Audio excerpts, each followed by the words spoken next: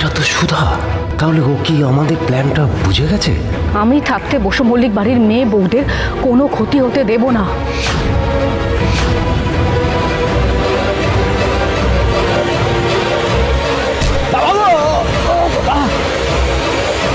বসু মল্লিক বাড়ির মেয়েদের দিকে কুনজর দিচ্ছ? ড্রাইভার, গাড়ি পেছাও, গাড়ি ঘোরাও ওখান থেকে, গাড়ি ঘোরাও তাড়াতাড়ি। কি হলো দাদা? গাড়ি পেছনে যাচ্ছে না, সামনে চালাও, তুমি সোজা চালাও গাড়ি।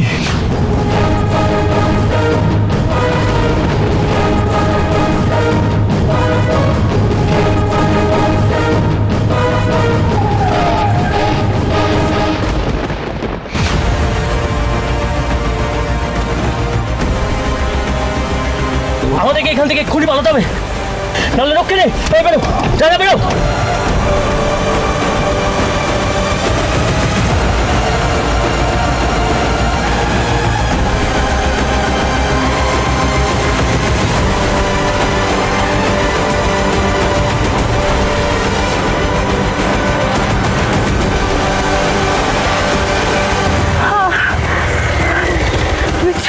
দিদি দিদি দিদি দিদি, তুই চিন্তা করিস না, তুই ওদেরকে সামলা, আমি ওই লোকগুলোকে সামলাচ্ছি।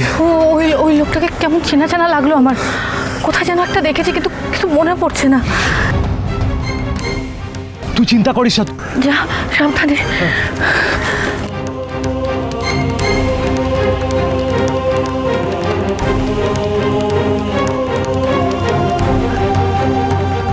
নেমে এসো, তাড়াতাড়ি নেমে এসো।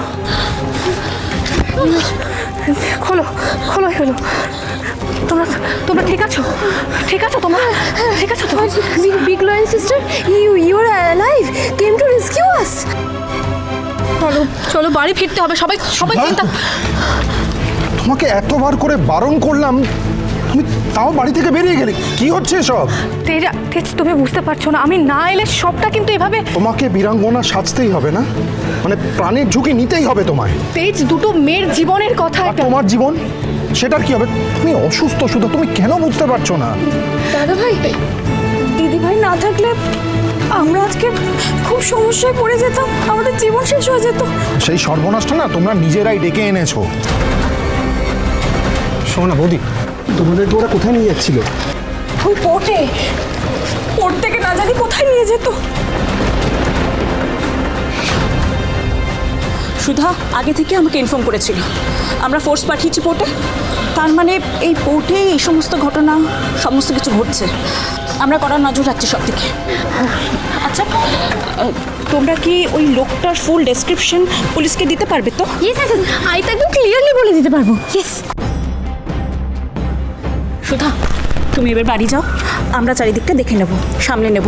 তুমি বাড়ি গিয়ে একটু বিশ্রাম করে। হ্যাঁ, আর এর মধ্যে না আরো অনেকে জড়িয়ে আছে এই চক্রের মধ্যে। আমরা দেখে নেব, তুমি একদম টেনশন করো না। ঠিক আছে, ঠিক আছে।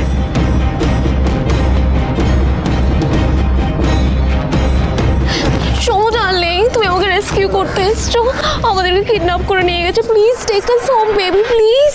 বৌদি বলছি, চলো বাড়ি চলো। চল দিদি। বাড়িতে নেবে না কি স্মল লাইন সিস্টার আমাদেরকে? আর কোনো উপায় নেই ঝুম্পা, এবার পায়ে পড়তে হবে। Lying in fate, never never. কি নেভার নেভার? বাজে কথা বলো না ঝুম্পা, নইলে তো আবার সেই চায়ের দোকানে গিয়ে বাসন মাজতে হবে।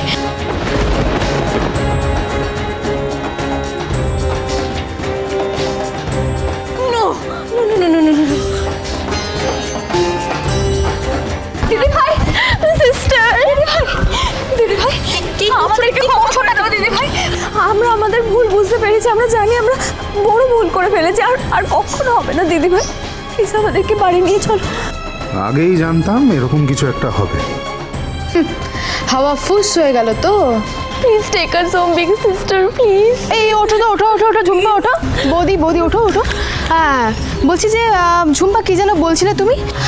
আমার দিদি নাকি তোমার শাড়ি টাচ করলে তোমার ম্যারেজটা একেবারে ব্রেক হয়ে যাবে, কারণ আমার দিদি ডিভোর্সি। তাই তা ঝুম্পা, আজ হঠাৎ তোমার কি হলো বলো তো? তুমি সেই ডিভোর্সি দিদির পায়ে একেবারে ঝাঁপিয়ে পড়লে, ব্যাপারটা কি আমি তো বুঝতে পারছি না। এক সেকেন্ড, এসব ও বলেছে? ও তোমার এত বড় সাহস? তুমি জানো না ও বসু মল্লিক বাড়ি বড় নাথ বউ, আমার ভাইফ।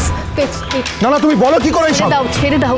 আমি তো একবার স্টুপিড ভুল করে ফেলেছি, আর কোনোদিন হবে না। I am sorry big loyal sister, please take us home, please please please. ওঠো। ঠাম্মির অনুশাসনের জন্যে কেউ এই বাড়িতে ভুল কাজ করতে ভয় পায়, আর সেই জন্য এত বছর ধরে আমরা সবাই মিলে এক ছাদের তলায় আছি। আর তুমি হেলাপুর থেকে বাঁধ ভাঙা জলের মতো আমাদের পরিবারে এসে অনুশাসন ভঙ্গ করার চেষ্টা করছো। I am sorry big loyal sister, you are the best. So darling, please আমাদেরকে বাড়ি নিয়ে চলো প্লিজ, আর কোনোদিন এই ভুল হবে না।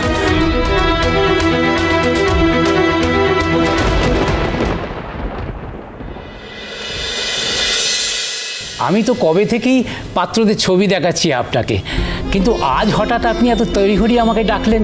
আগে তো নাতনিদের বিয়ে দিতে রাজি হচ্ছিলেন না, তাহলে এখন? না মানে মত বদলে ভালোই করেছেন কর্তামা। দেখো ঘটক, পাত্তর যেন ভালো পরিবারের হয়, মানে আমাদের এই বসু মল্লিক পরিবারের সমান সমান যেন হয়। আমি কিন্তু যাকে তাকে আমার নাচ জামাই করব না। সে আর বলতে, ওসব পাত্র আমি আপনাকে দেখাবোই না। এই যে আলে ছবি দিয়েছি না, এরা সবাই বড় ব্যবসায়ীর ছেলে। আমাদের রেশমি দিদি ভাইয়ের ছবি এক কথায় সবাই পছন্দ করেছে। এদের মধ্যে একজনকে বেছে নিন আপনি। এই রেশমি দি, আমি তো তোর জন্য সম্বন্ধ দেখা শুরু করেছে। ঠাম্মি, এত তাড়াহুড়ো করছো কেন বলো তো? না, রেশমি ডলিদের তো এখনো পড়াশোনাও কমপ্লিট হয়নি, ওর আগে নিজের পায়ে দাঁড়াক। তাছাড়া তুমিও তো এখন পারমিশন দিয়েছো এ বাড়ির বউরা কাজ করুক, তাহলে ওদের বেলায় কেন না বলো?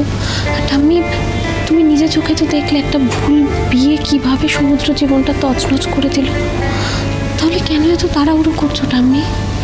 তাড়াহুড়ো না করে তো উপায় নেই দিদি ভাই, তুমি তো দেখলে কি কাণ্ডটা হলো। শোনো, আমার নাতনিদের বিয়ে আমি আর ফেলে রাখতে চাই না। আমার দুই নাতনিরই বিয়ে, তুমি ভালো ঘরের সৎপাত্রের খোঁজ তাড়াতাড়ি আমায় এনে দেবে। দুই নাতনি মানে তোর সাথে আমার জন্য পাত্র দেখছে নাকি ঠাম্মি? হ্যাঁ, আমি তো ভালো ঘর থেকেই ছেলে খুঁজি। এই এই এই দেখুন, এদের বড় ওষুধের কোম্পানি আছে, যাদের সাবান, তেল, মধু খুব বিখ্যাত। আপনাদের দেশের বাড়ি এলাকায় তো এনাদের বাড়ি। এদেরই বড় ছেলে এই রাজদীপ। তো ছেলে দেখতে তো মন্দ নয়, ভালোই, কিন্তু স্বভাব চরিত্রের কেমন? এক কথায় রত্ন কর্তামা। দেখতে যেমন ভালো তেমনি দায়িত্ববানও। আর আমাদের রেশমি দিদি ভাইও তো খুব সুন্দর দেখতে, ওর নিয়ে কোনো চিন্তা হবে না, এক দেখাতেই বিয়ে পাকা হয়ে যাবে।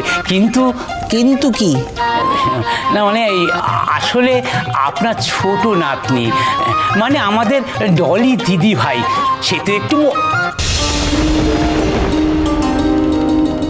না মানে ওর স্বাস্থ্যটা একটু ভালো, তো তাই ডলি দিদিভাইয়ের ছবি না কোনো পাত্রেরই পছন্দ হচ্ছে না। শুনুন, পাত্ররা কি মানে ফিল্মের হিরোদের মতো দেখতে, যে আমাদের ডলিকে পছন্দ করছে না?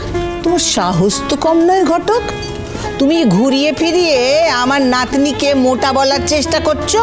সবাই তো সমান নয়, আর স্বাস্থ্যবতী হওয়াটা কোনো অপরাধ নয় ঘটক মশাই। হিমা, না না আমি তো শোনো, আমাদের এই বসু মল্লিক বাড়ির নাতি নাতনিরা না ঘি দুধ এসব খেয়ে বড় হয়েছে, আর তার জন্য যদি যোগ্য পাত্র তুমি খুঁজতে না পারো তাহলে ছেড়ে দাও তোমার ঘটকালি। ঠাম্মি, তুমি এত চিন্তা করছো কেন বলো তো? সুধা আছে তো, তুমি দেখো, সুধা ঠিক ডলি আর রেশমির জন্য যোগ্য পাত্রই খুঁজে দেবে।